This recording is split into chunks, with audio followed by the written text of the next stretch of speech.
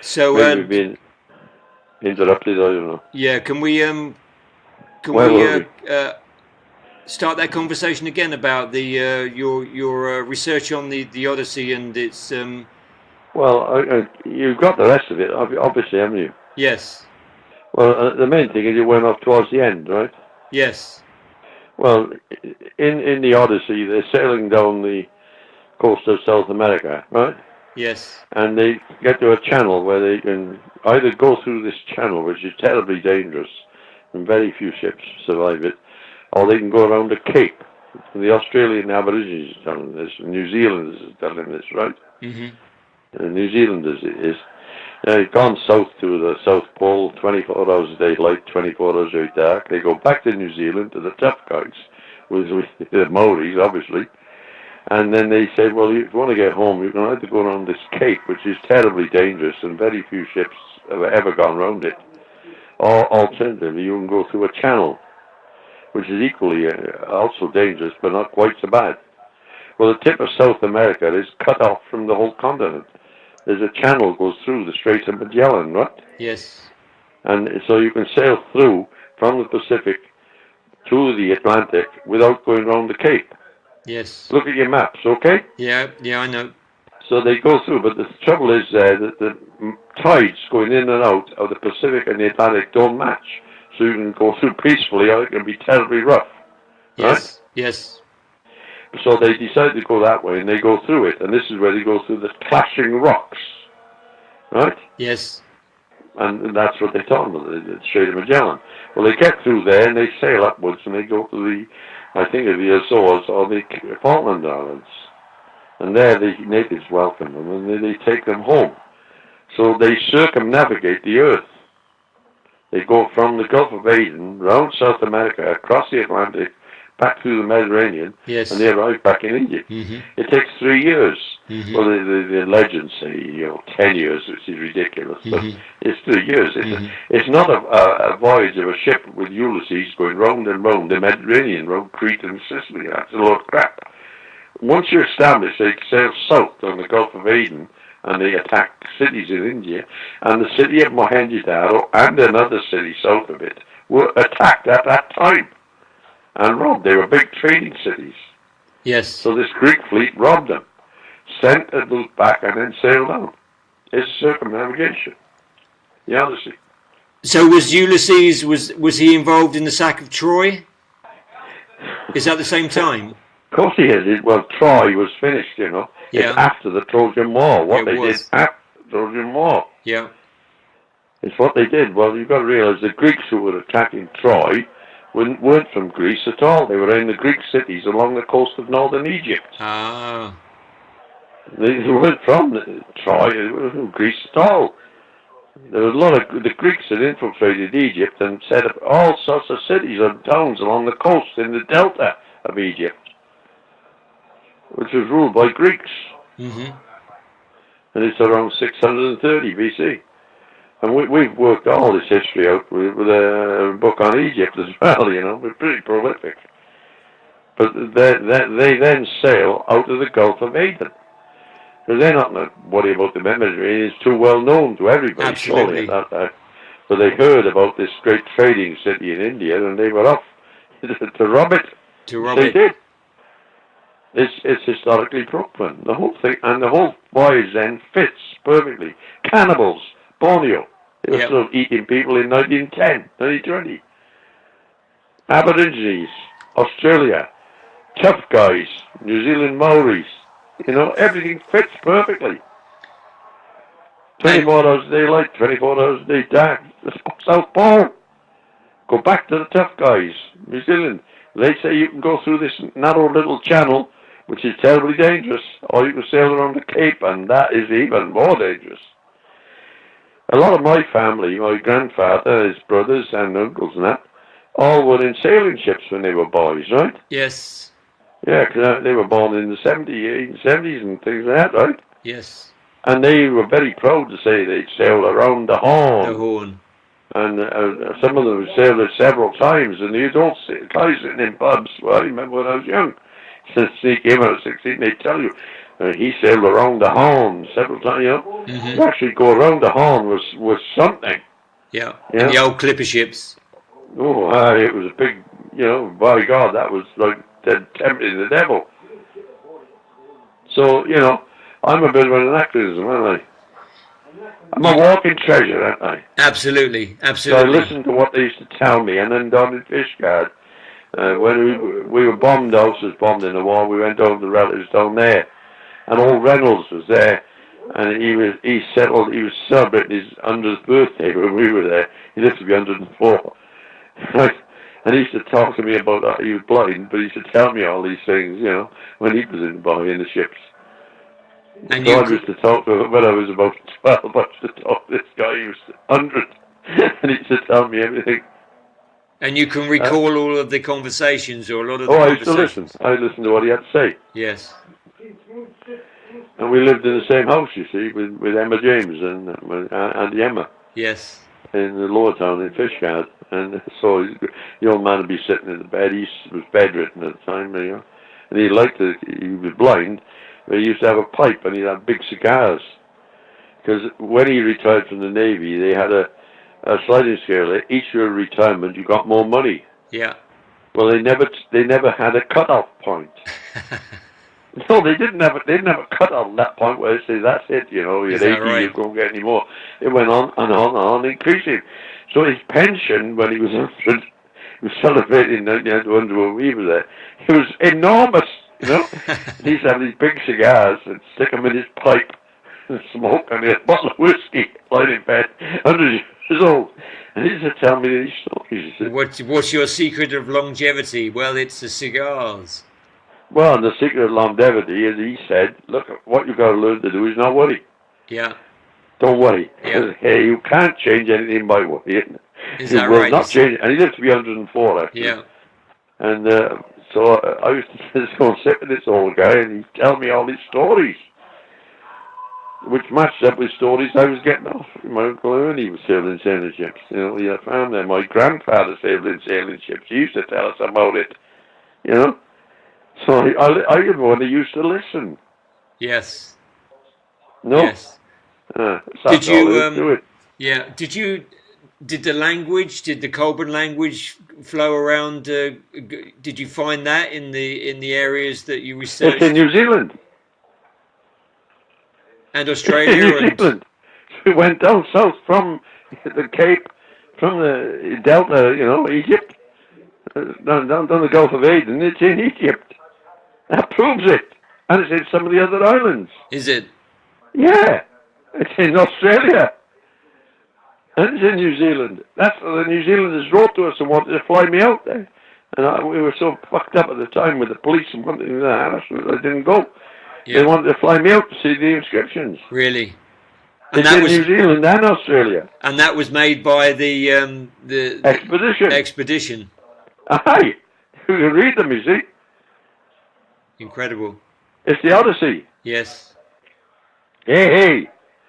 It's good, isn't it? Brilliant. Do you want to make a film of that? And you mentioned the area of daylight all day, or... Well, yeah, that's what they said. Well, it can only be the North or South Poles, you see. We go up the North Pole, and because it's tilted, the Earth is tilted for us the summer, right? Yes. North Pole's light all day, about 20 hours. And then it tilts the other way as we go round the sun. We're tilted in the other direction, aren't we? Mm. You follow me? Yes. So the South Pole's 23 hours a day, like. It's so simple, isn't it? It's childish, isn't it? But you're the only ones that are actually saying it. So again, it's a you against the establishment again, isn't it, Alan? No, I think it's one that everybody would go for. Yes. Everyone would go for this. Everyone would go for the Odyssey. I think everyone has to go for it. But the alphabet is in New Zealand and Australia.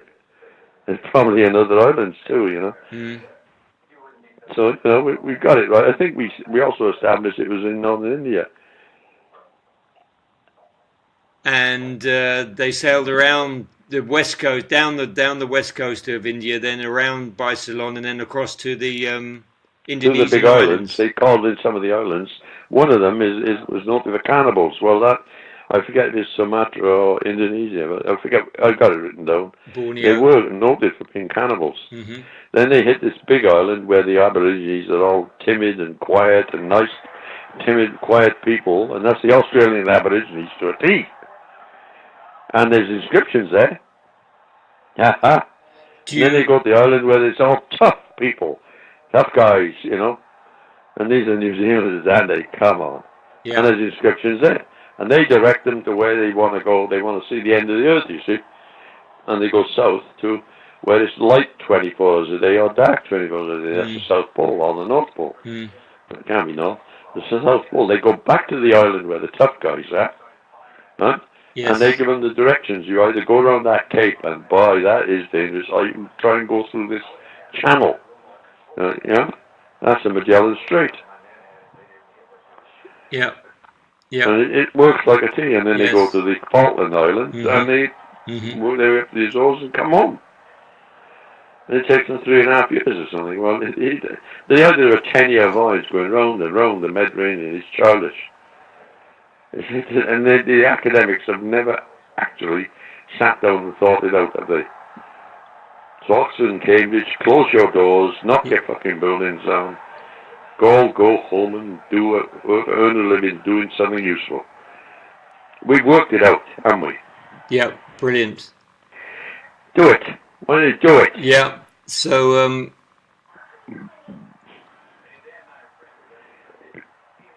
this is old stuff for me. I'm having to remember it, you know, it's years ago. Yes, you're recollecting it phenomenally. Yeah, best I can.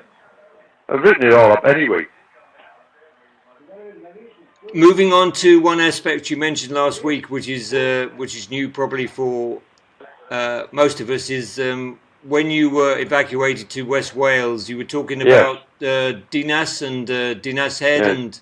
Dinas Headland. Dinas Cross. Could you talk a little bit more about that? Well, I've written something up. I'll send it to you. That's where JC is buried. Yes. Yeah. Well, Dinas Cross, City of the Cross. And Portlisky is port of the court of the beloved one is the farm above it. But all the place names are correct, you see. Cummerreglis is the village at the one. There used to be an island there, and it's silted up, so there's a little valley like now where there was an island. And Cummerreglis Valley of the Church. Portlisky is harbour of the beloved one, right? Which is JC. And you can work all the place names out, and up on the headland, then it is a grave mound. So when you were and there are 3 inscribed stones, one of which is broken in half. Yes. Obviously ritually broken. Really? And that would be the Holy Trinity, and then inscribed. In what language? Well, you know what bloody language it is. And they're standing at the foot of the footpath where right by them is the start of the footpath. You go up the hill, and there's the grave on the top. Interesting, isn't it? How did you... Cummerreglis, you see? Valley of the Church. Portlisky. Harbour of the Beloved One. It all fits together perfectly, honestly. It's so daft. Dinas Cross, City of the Cross. You know? And one end of the village was a night station. Well, they're not there for nothing. Right? And the other end of the village is something else, you know. So, the Templars weren't there for nothing. Have any of your researchers actually brought Jesus Christ to this country in the first place, Alan? Yeah, of course they have. We haven't published everything. It came to the UK.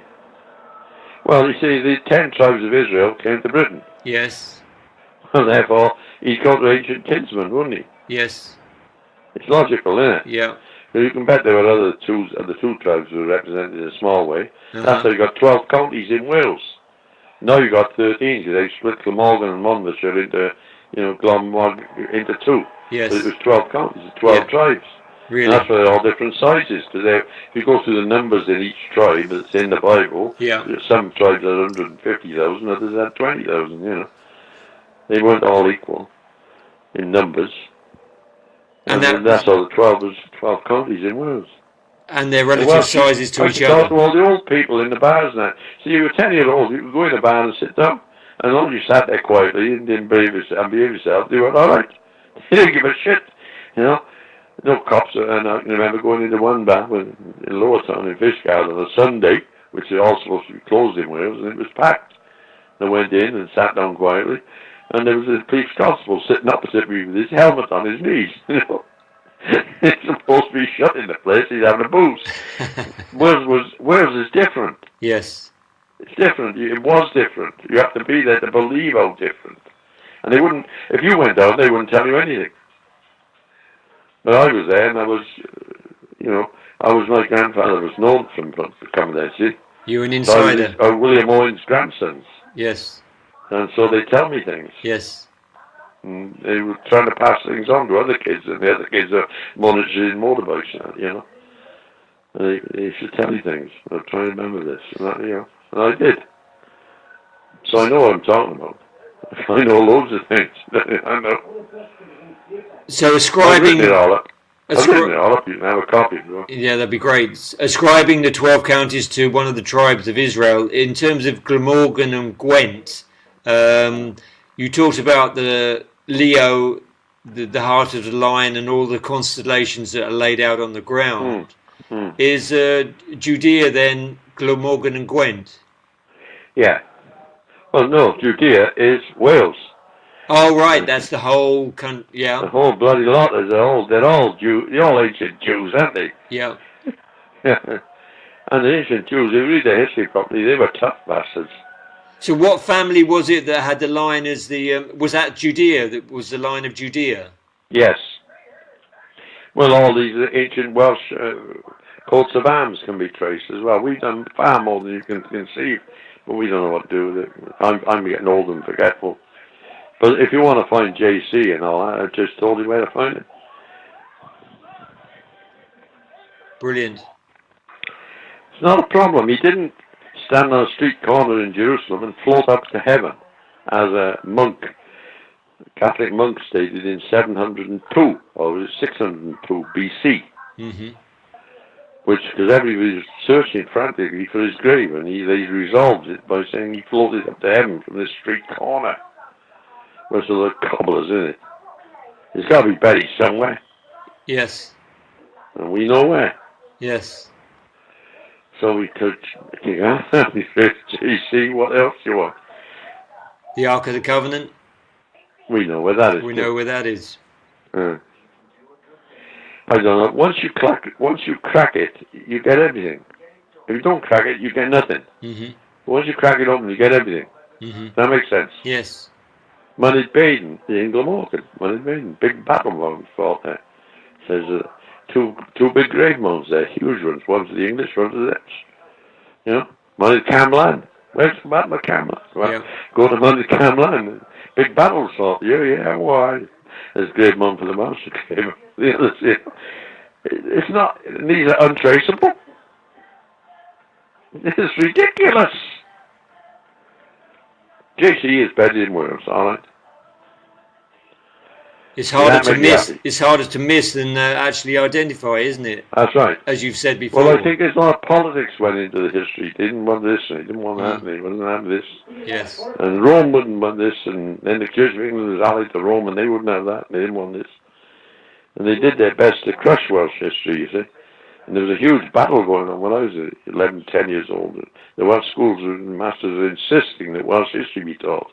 And the authorities were saying only English history should be taught. In Wales. Shouldn't teach Welsh history in Welsh. Can you believe that? It happened when I was a kid. Yeah. And finally they said, okay, 1 hour a week can be spent on Welsh and Wales and Welsh history. Cultural genocide. Yeah. Oh, cultural genocide, and the English are guilty. Definitely, very guilty. And this is partly what their problem is, isn't it? A huge part. Or was. Maybe most of them are dead now, they've forgotten it. But if you want to find JC, I've just told you all about it. Yes. Not a problem, is it? No. No, we'll have to have an expedition there and... Moses in the High Cliffs, no problem finding Moses. And I'll probably find anyone. Once you know how to read the records, all you got to do is click onto the right wavelength. It's like years ago with the radio. You used to have to tune your radio and you faddle around and you pick up Radio Luxembourg and then BBC and then you go off and you have to fiddle around again and turn it into cursor. But nowadays you just press buttons. But you got to find these bloody places. Once you find the key places, the rest of it falls into place. Yeah. Yes. Well, if you want to do it, do it. I've written it.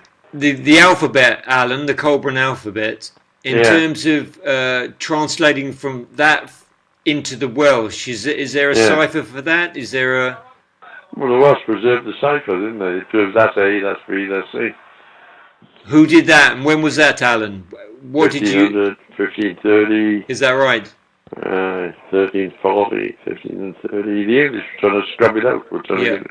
Yeah. And the more they try to scrub it out, the more people preserved it. But it is preserved, and it does work. You can say that's an A, that's a B, that's a C, and then out comes a Welsh word. And of course, it's no good to an English one, because he don't know a Welsh word, would he? If it's only me, wouldn't be able to do it, would it? So your mother was Welsh, so you're fluent in Welsh now. I took A O levels in Welsh. You did? School. Yeah. Aye. And I lived in a Welsh community during the war because of the house was bombed in Cardiff. Yeah.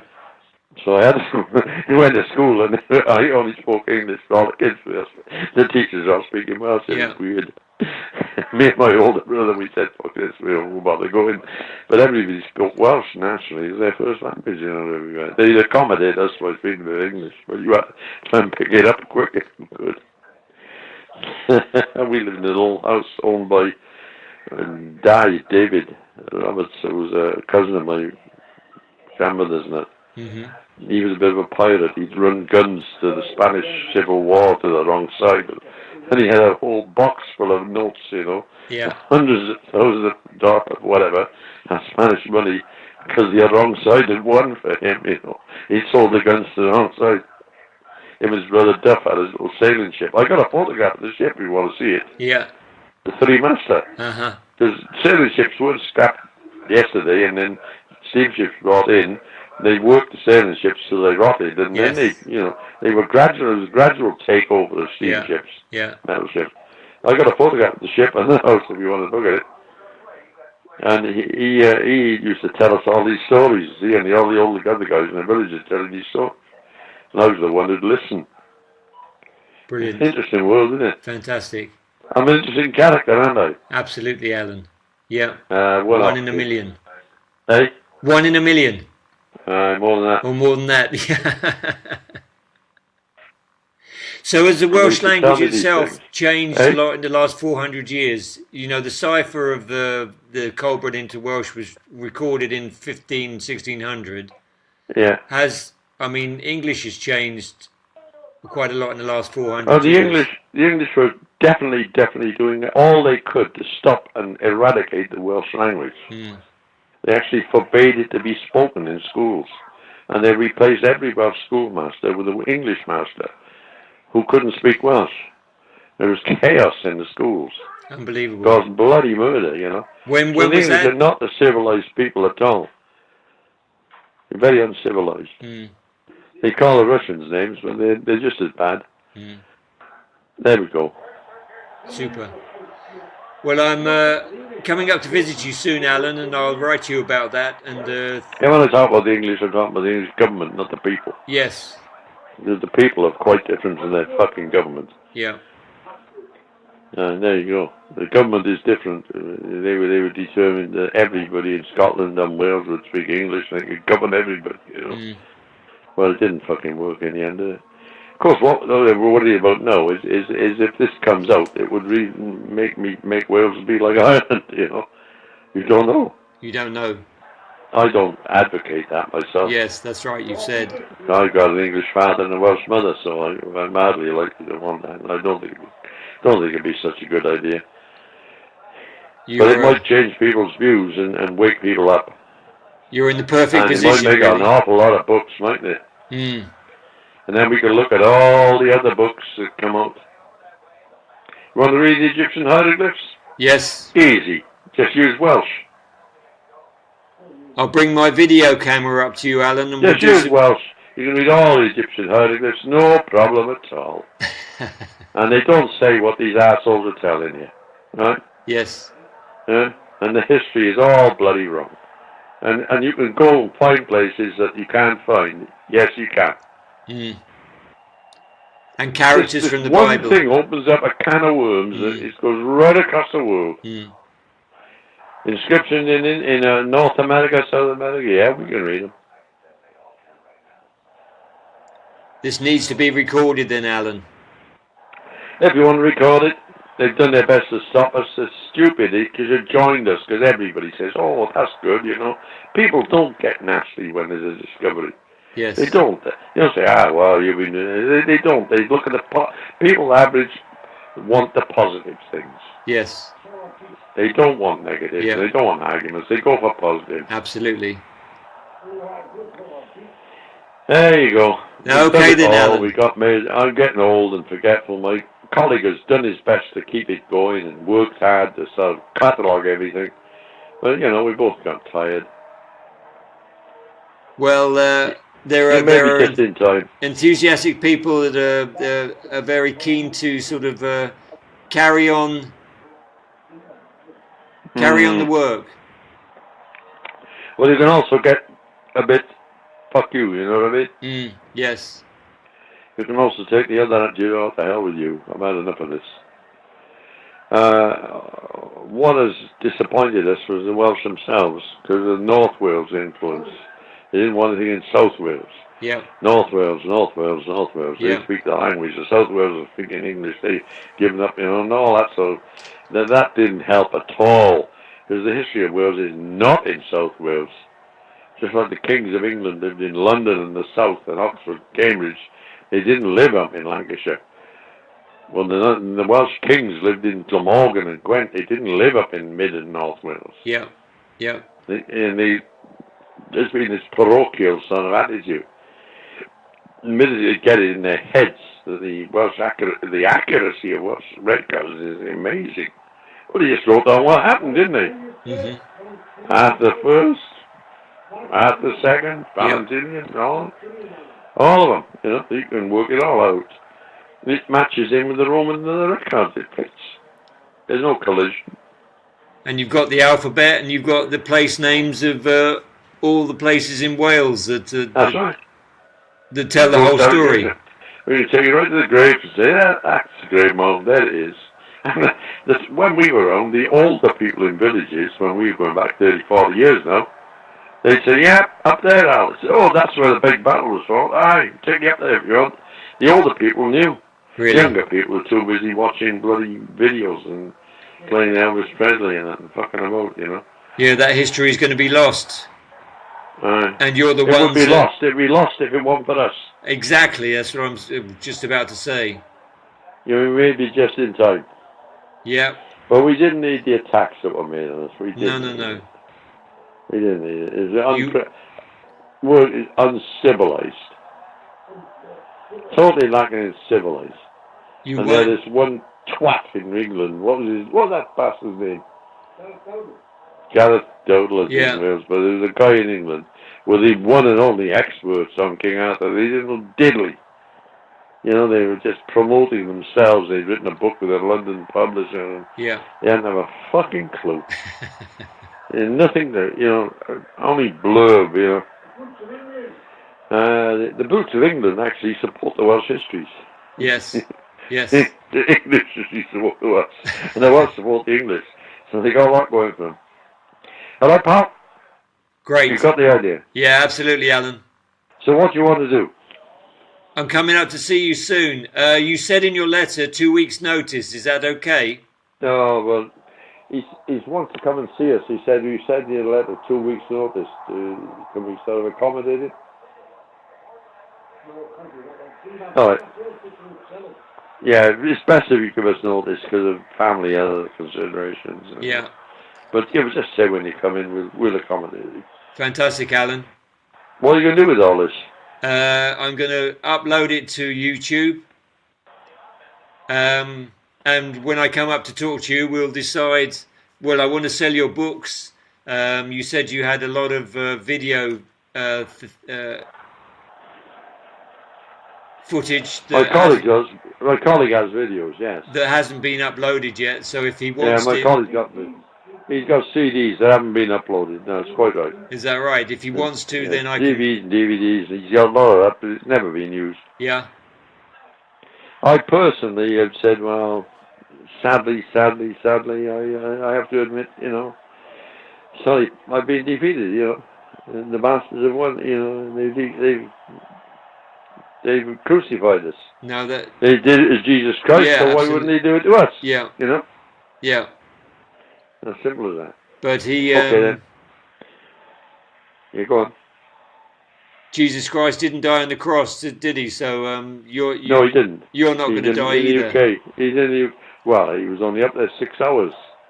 They had to take him down because it was the holy day. Is that right? And people took 2 or 3 days to die on a cross. Yeah. And so the idea that he was dead within a few hours is just ridiculous. The Romans were surprised. If you read the records carefully, they were surprised he was dead so quick. But they gave him hyssop on a sponge. Yeah. Well, hyssop has been analysed. It contains 3 different things. I forget offhand which they are now that I talk to you. And one of them will put you to sleep. Mm-hmm. And appear to be dead. dead. On a sponge, and he went. Yeah. So he put him to sleep, didn't they? Yeah. So he drops asleep, and they think he's dead. They get him off the cross. Yeah. And they got him away. The Romans probably knew what was going on, but all they wanted was peace and quiet. Yeah. They said, look, just get peace and quiet in this bloody area, And that was it. Send him to his family in the Green He Islands. came to the UK. Yeah. He came to the UK. And he's in the UK. Yeah.